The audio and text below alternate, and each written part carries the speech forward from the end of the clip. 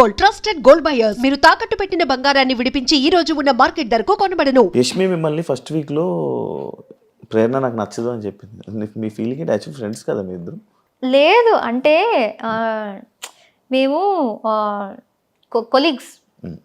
కృష్ణ ముకుంద మురారిలో నేను హీరోయిన్గా చేశాను, ఆమె స్లైట్ విలన్ లాగా చేసింది.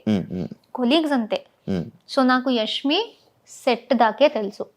సెట్లో హాయ్ బాయ్, సీన్కి ఎంత అవసరమో అంత, ఎప్పుడైనా కలిసి లంచ్ చేయడం అంతే, వేరే ఏం లేదు. మేము 1.5 years షూటింగ్ చేస్తే దానిలో 6-7 months మేము మాట్లాడుకోలేదు కూడా. చిన్న గొడవ జరిగి we did not speak. Set లో అసలు చూడం కూడా, అలాంటిది కూడా కాదు. గొడవ అంటే మాటల్లో కూడా గొడవ లేదు. ఆమె ఒకటి రియాక్ట్ అయిన విధానం సెట్ లో, నాతో కూడా కాదు, సెట్ లో రియాక్ట్ అయిన విధానం నాకు నచ్చలేదు అనేసి నేను మాట్లాడడం ఆపేసా. కానీ అమ్మాయిలు శత్రువులు కదా? అలా లేదు, శత్రువులు ఎవరైనా అవ్వచ్చు. అంతేనా? సో అది సో అలా జరిగింది. ఇంటి లోపలికి వచ్చినప్పుడు ఓకే, నాకు తెలిసిన వాళ్ళు ఎవరో ఉన్నారు అని ఇది, బట్ అదంతా బయట జరిగింది కాబట్టి ఆమె అది చెప్పినప్పుడు పెద్ద షాక్ ఏం కాదు. నాకు ఒక్కసారి అనిపించింది ఆమెకు నేను నచ్చనేమో, ఎందుకంటే ఆమె సైలెంట్గా ఉంటుంది, నేను ఇలా హైపర్గా ఉంటా. సో ఒక్కొక్కసారి అనిపించేది ఆమెకు నేను ఇరిటేటింగ్ అనిపిస్తానా ఏంటి అనేసి. బయట ఇక్కడ తీసుకొని ఇక్కడ ఏమైనా చేస్తుందని అనిపించింది? లేదు, ఆమెకు జనరల్ గా నేనైతే ఇరిటేటింగ్ అనిపిస్తుందేమో, ఎక్కువగా పెద్దగా నేను నచ్చను అనేసి ఐ థాట్. బట్ ఆమె అప్పుడు అలా నాకు అస్సలు ఆ అమ్మాయి నచ్చదు కూడా అని ఓపెన్ గా చెప్పినప్పుడు ఇలా బ్రేక్ అయినట్టు అనిపించింది, ఒక झटका లాగా, ఒక స్లాప్ ఇచ్చినట్టు. అప్పుడు దట్ వాజ్ ద మూమెంట్. నేను ఐ థాట్ ఓకే, ఈ హౌస్ లో ఆ రోజే ఆ సెకండ్ డేనే ఐ థాట్ ఈ హౌస్లో ఎవరితో అయినా కలిసి బాగా ఉండు, కానీ ఎవరు నీ కోసం ఉండరు, అదొకటి గుర్తుపెట్టుకొని నాకు చెప్పాను. ఎవరితో ఎంతలో ఉండాలి అంతలో అంతే. సో ఆ సెకండ్ డేనే నాకు ఆ రియలైజేషన్ వచ్చేసింది. సో అప్పటి నుంచి నేను సిచ్యుయేషన్స్ బట్టి ఐ వాజ్ బాగా బాండ్ అవుతూ ఉంటే బాగా బాండ్ అవుతూ ఉంటా. లేకపోతే గొడవలు వస్తే ఐ విల్ లైక్ ఏదైనా నచ్చకపోతే నేను చెప్పేస్తా, అంత హ్యాపీగా ఉంటే హ్యాపీగా ఉంటా. వేరే ఈ టాపిక్. యాక్చువల్లీ స్టేజ్ మీదకి మీరు వెళ్ళేటప్పుడు రష్మిక మీ ఫ్రెండ్ అని చెప్పడం జరిగింది.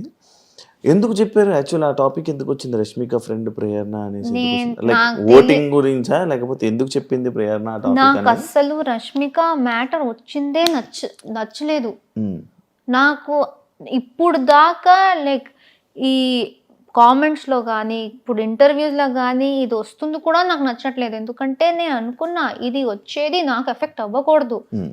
నేను ఎప్పుడు రష్మిక మ్యాటర్ తీసుకురాలే. నేను ఫస్ట్ ఇంట్రొడక్షన్లోనే ఎవరు నాగ్ సార్కి లైక్ టీమ్కి చెప్పారో తెలియదు, కానీ ఆయన అది అడుగుతారు కూడా అని నాకు తెలీదు, ఎక్స్పెక్ట్ చేయలే. నీకు ఒక సెలబ్రిటీ ఫ్రెండ్ ఉంది కదా అని అడిగేశారు. నాకు రియలైజ్ కూడా కాలేదు ఎవరనేసి. అండ్ నాకు ఇప్పుడు గుర్తులేదు ఆయన చెప్పింది, ఆయననే రష్మిక పేరు చెప్పారా లేకపోతే నేను చెప్పానా తెలీదు. మీరు చెప్పారు పేరు, ఆయన అడిగారు, జస్ట్ క్వశ్చన్ అడిగారు. ఆయన నాకు ఆమె గురించి అడిగారు. సో చాలా పెద్ద సెలబ్రిటీ, చాలా మంది తెలుసారంటే చాలా పెద్ద సెలబ్రిటీ మా ఇండస్ట్రీలో, నీకు ఆమె తెలుసు అన్నారు. అప్పుడు నాకు ఫ్లాష్ అయింది, ఓ రష్మిక. సో అది ఆయనకు ఎవరు దాని గురించి చెప్పారో తెలీదు. అండ్ అప్పటి నుంచి స్టార్ట్ అయిపోయింది ప్రతి ఒక్కరు దాని గురించి అడగడం. And I don't like it, ఎందుకంటే అది ఇలాంటి ఆమె ఇప్పుడు ఏ స్టేజ్కి వెళ్ళిపోయిందో, ఇప్పుడు బిగ్ బాస్ సంబంధించిన దాంట్లో ఈజీగా ఎవరైనా మిస్అండర్స్టాండ్ చేసుకోవచ్చు. రష్మిక గురించి మాట్లాడుతుంది అంటే పాపులారిటీ కోసమా అనేసి. నాకు అసలు వద్దు ఇది. నేను ఇప్పుడు కూడా వేరే ఇంటర్వ్యూ వాళ్ళు వస్తే రష్మిక గురించి ఏమైనా క్వశ్చన్ ఉంటే ప్లీజ్ నన్ను అడగకండి, ఎందుకంటే చాలా అయిపోతుంది. నేను మాట్లాడేది నా గురించి చాలా ఉంది. సో ఇది ఒకటి అడ్డం పెట్టుకుని మాట్లాడే అవసరం అదే. లైక్ అదే మీరు లోపలికి వెళ్ళేటప్పుడు ఆ సిచ్యువేషన్లో ఎందుకు చెప్పింది, మళ్ళీ వీళ్ళిద్దరు రూమ్మేట్స్ అంట దీని గురించి అది ఇప్పుడు ఇది ఆయన క్వశ్చన్ bold. అడగకపోతే నాకు ఎక్కడి నుంచి వస్తుంది? అవును సో వాళ్ళు అది ఎందుకు క్రియేట్ చేశారు? ఇప్పుడు Actually సూర్య గారు తెలీదు వస్తే కూడా అవును సూర్య గారు వచ్చారు, ఉమ్, ప్రతి ఒక్కరి గురించి వాళ్ళు ఇంట్రొడక్షన్ ఇచ్చారు. వీళ్ళు యూట్యూబ్ చేస్తారు, వీళ్ళు డాన్స్ చేస్తారు. నా మీద వచ్చినప్పుడు ఈమె రష్మిక చైల్డ్హుడ్ ఫ్రెండ్ అన్నారు.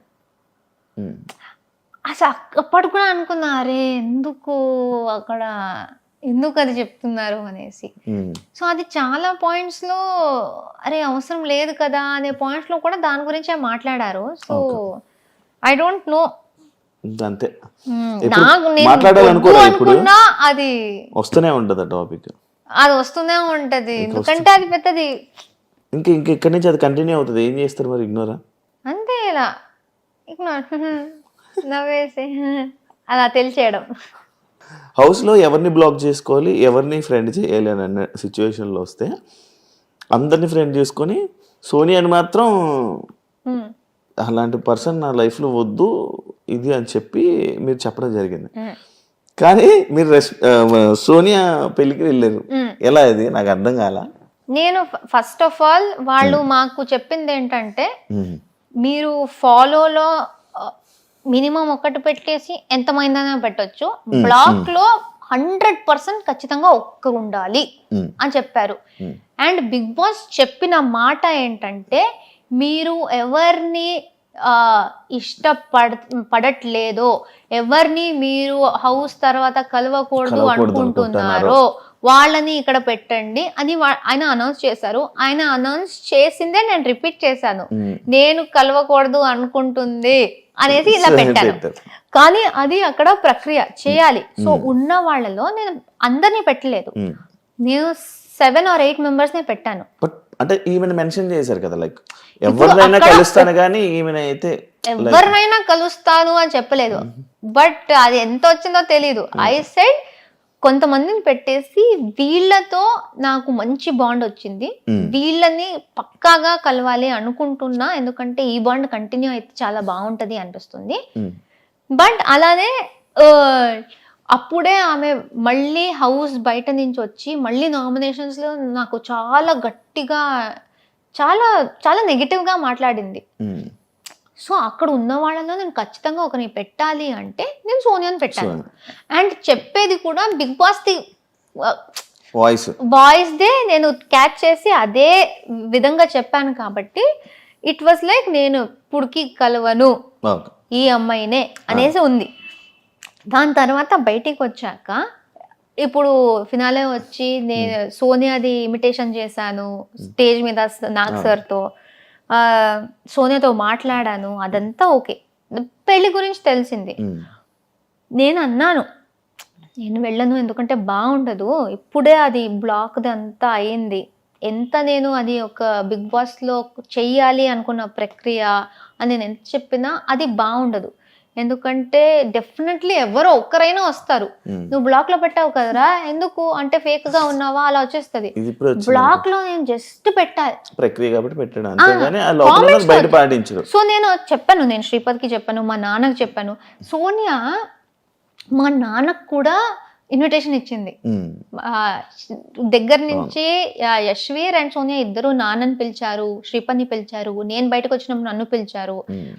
అది బ్లాక్ గురించి టెలికాస్ట్ అయిన తర్వాత కూడా సోనియా నాకు పర్సనల్ గా మెసేజ్ చేసి ప్లీజ్ పెళ్ళికి రా, నీకు వీలైతే రా, నువ్వు శ్రీపద్ రా అన్నారు. సో అక్కడ లోపల ప్రక్రియ గురించి నేను అది నిజంగా నాకు కొన్ని ఆమె నాకు నామినేషన్లో చెప్పింది అదంతా నచ్చలేదు, నేను ఆ వేలో పెట్టాను. బట్ పాపం ఆమె ఆ బ్లాక్ చూసి కూడా పిలుస్తుంది. అండ్ మా నాన్న శ్రీపద్ కూడా ఏం కాదులే ఇట్స్ ఓకే, అది బిగ్ బాస్ అని లైక్ అర్థం చేసుకుంటారు, ఎందుకైంది వెళ్దాం రా, వెళ్ళి అందరినీ కలిసేసి వచ్చేద్దాం పర్లేదు అంటే వెళ్దాం. కే బ్యాచ్ మొత్తం గ్రూప్ గేమ్ ఆడారు అని చెప్పి ఒకటి బయట స్ప్రెడ్ అవుతుంది, బయట జనాలందరికీ అలా ఒకటి క్రియేట్ చేశారు. దానికి మీరు ఏం చెప్పాలనుకుంటున్నారు? నేను ఇంట్లో మాట్లాడేది ఏ భాష? తెలుగు, తమిళ్. ఎక్కడ? Mother tongue. Mother tongue Tamil. అవును, దీని గురించి యాక్చువల్ డిస్కషన్ కూడా వచ్చింది. సో నేను తమిళ్, నేను ఏ రకంగా కే బ్యాచ్ అవుతా అది నా ఫస్ట్ క్వశ్చన్. ఎవరెవరు నన్ను కూడా కే బ్యాచ్ అని పెట్టారో, ఫస్ట్ ఆఫ్ ఆల్ అలాంటిది లేదు. ఎవరు స్టార్ట్ చేశారో వాళ్ళు దేనికి స్టార్ట్ చేశారు, ఎవరిని సపోర్ట్ చేయడానికి స్టార్ట్ చేశారు అని ఎవరికి తెలుసో వాళ్ళకి తెలుసు. కానీ ఆ కే బ్యాచ్ పక్కన పెడితే నేను ఎందుకు దానిలో వస్తున్నా? అంటే నేను తమిళ అమ్మాయి. మీరు అందరూ లైక్ ఎలా అంటే ఒక గ్రూప్ లో కూర్చొని ఈరోజు జీని నామినేట్ చేయాలి, ఏ నామినేట్ చేయాలి, ఫస్ట్ ఆఫ్ ఆల్ నామినేట్ చేయాలి అని మాట్లాడుకున్నారంట కదా. ఇది ఎప్పుడు జరిగింది? ఏది?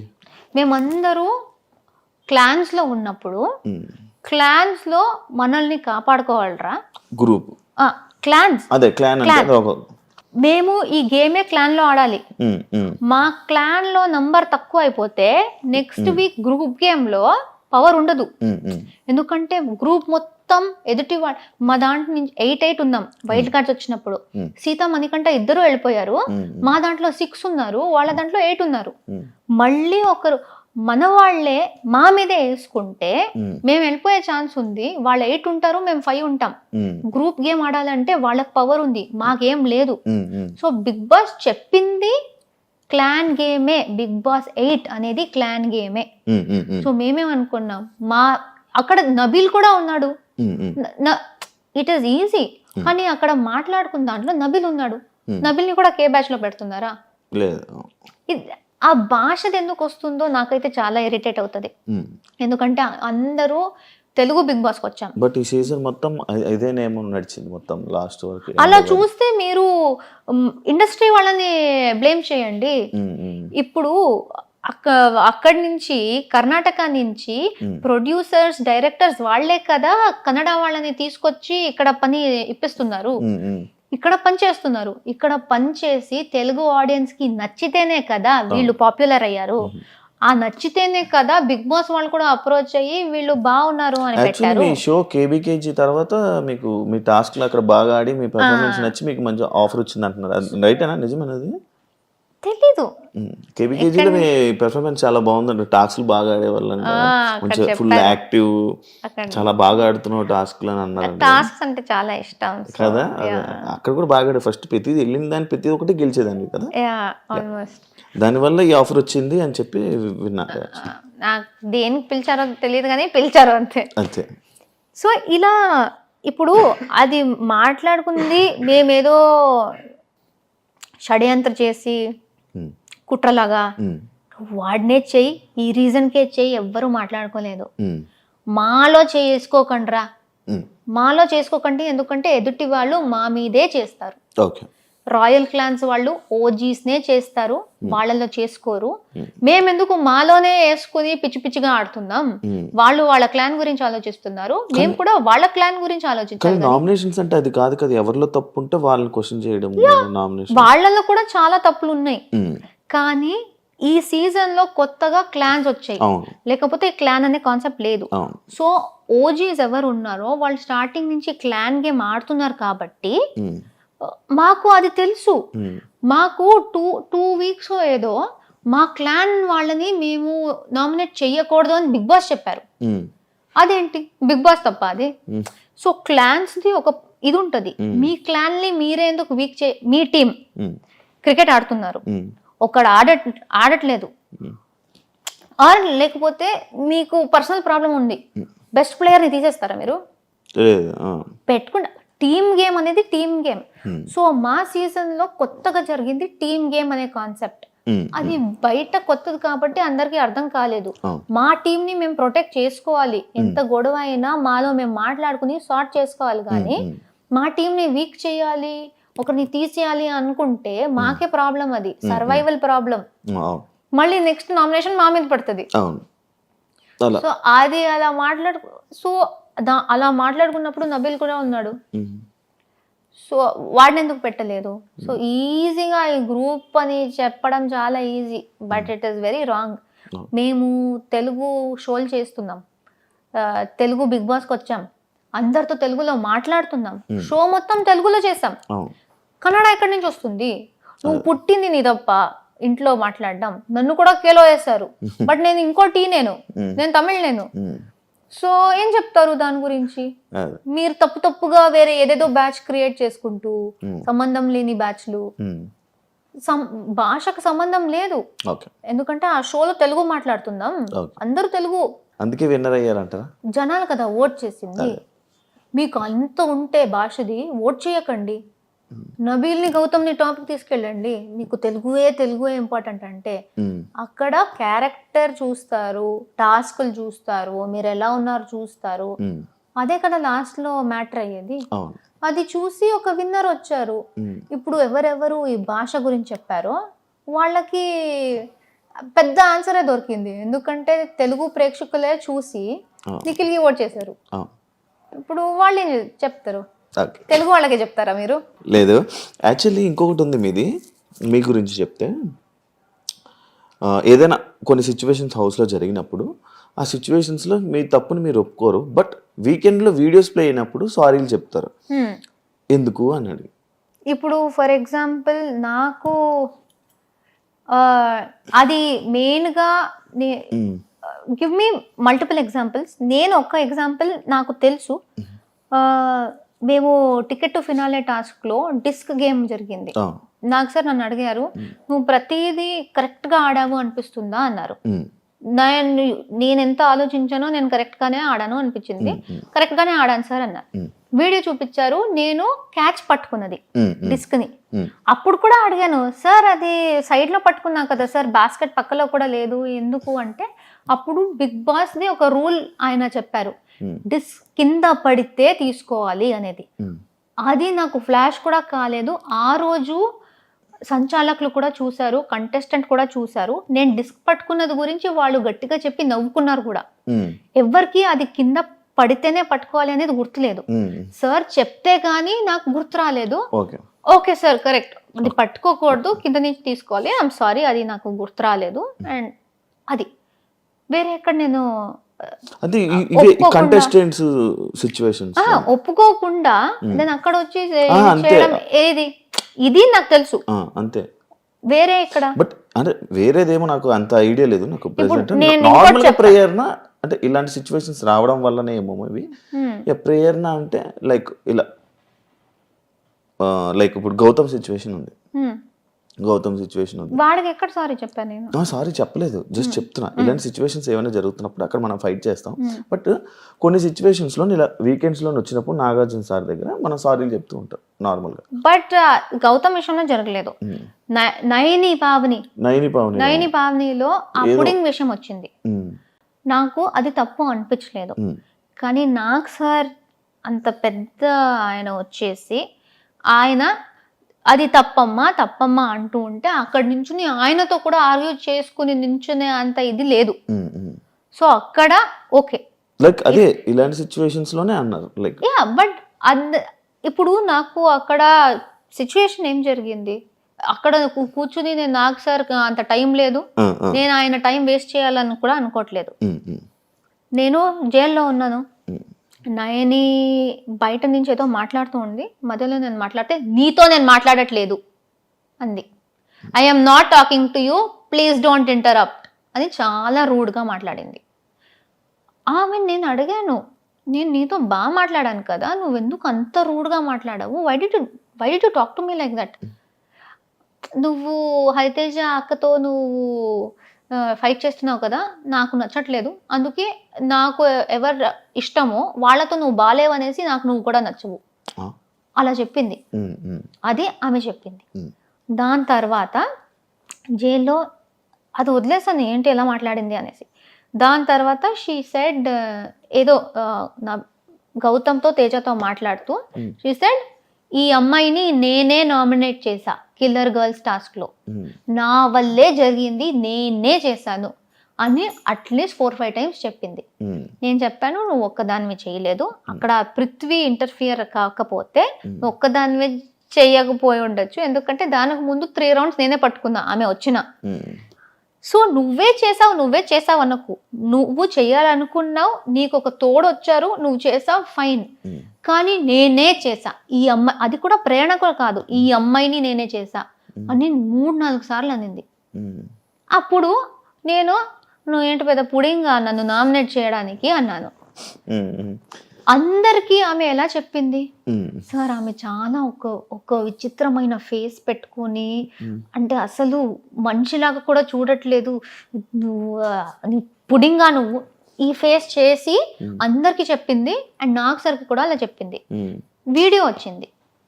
నేను ఎలా అన్నా, నువ్వేంటి పెద్ద పుడింగా ఇలా అన్నా. సర్కాజం ఉంది. నాకు నిజంగా తప్పు అనిపించలేదు.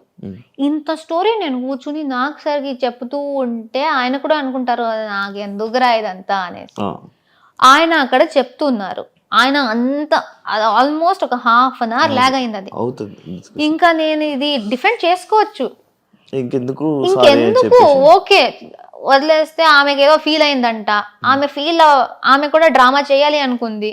నాకు ఫీల్ అయింది అంటుంది. ఓకే సారీ చెప్తే నాదేం పోతుంది, సారీ మా నీకు ఫీల్ అయింది ఐఎమ్ సారీ అని చెప్పేశాను. సో డస్ నాట్ మీన్ అక్కడ ఒప్పుకోదు, ఇక్కడ చూపిస్తే ఒప్పుకుంటది, అది కాదు. బట్ ఇలా పోర్ట్రే అంటే ఇది అది పోర్ట్రేస్ గురించి నా కంట్రోల్లో లేదు. ఏదేది జరుగుతుందో నాకు, నేను దేనికి రియాక్ట్ అయ్యానో నాకు క్లారిటీ ఉంది. మీరు అడిగితే ప్రతి విషయానికి నేను నా పాయింట్ ఆఫ్ వ్యూ చెప్తాను. మీరు దాంతో అగ్రీ చేస్తారో లేదో అది మీ మీద మళ్ళీ. బట్ అది ఎడిటింగ్ లో ఎలా చేశారో వాళ్ళు, ఎంత పెట్టారో నాకు తెలీదు. ఇప్పుడు నయని నాకు ఇన్ని మాటలు చెప్పింది కదా, అదేమైనా వచ్చిందా? లేకపోతే నేను జస్ట్ పుడింగ్ అనే మాట ఒకటే వచ్చిందా? ఎందుకంటే ఇదంతా జరిగితే అప్పుడు ఆమె ఏం చెప్పింది, నన్ను డిస్రెస్పెక్ట్ చేసింది అనింది. దానికన్నా ముందు ఆమె చేసింది మొత్తం నా మీద డిస్రెస్పెక్ట్. దానికి ఎక్కడ, దాని గురించి ఎవరు మాట్లాడట్లేదు. కానీ నేను చేసిన వెంటనే పెద్ద తప్పు అది. అలాంటిదే నాకు చాలా జరిగాయి. సో ఫస్ట్ నుంచి సిచ్యువేషన్స్ అవే చెప్తున్నారు. ఇమ్మెచ్యూర్ నబీల్ నుంచి నా డైరీ దాకా మీ క్లోజ్ ఎలా? ఇమ్మెచ్యూర్ అని ఇమ్మెచ్యూర్ నేను ఎక్కడ పర్సనల్ గా మాట్లాడుతున్నప్పుడు జరిగింది. ఇమ్మెచ్యూర్ కన్నా ముందు కూడా మేము క్లోజ్ ఉన్నాం. పేరు నవ్వు అనుకుంటూ వివర్ క్లోజ్, మేము క్లోజ్ అయ్యాము. ఆయనకి కొన్ని విషయాల్లో నేను నచ్చలేదు, ఆయన నాతో మాట్లాడడం ఆపేశారు. నబిల్, నువ్వు ఫ్రెండ్స్, మాకు ఒక బాండ్ ఉంది. నీకేమైనా నాతో అనిపిస్తే నువ్వు నాతో ఓపెన్ గా మాట్లాడొచ్చు. అది కాకుండా లేదు నేను మాట్లాడను, సైలెంట్ గా ఉండి నామినేషన్ లో మాట్లాడుకుంటా అంటే I feel that is immature అన్నాను. అది ఒక చిన్న ఇది, అది నామినేషన్ దాకా కూడా నేను తీసుకురాలేదు. నేను ఫ్రెండ్ అనుకున్న వ్యక్తితో చిన్న గొడవ జరిగింది. అది ఆయన అరుస్తారు, నా వాయిస్ కూడా గట్టిది, ఆయన అరిస్తే నేను కూడా అరిచాను, అది పెద్దదయింది.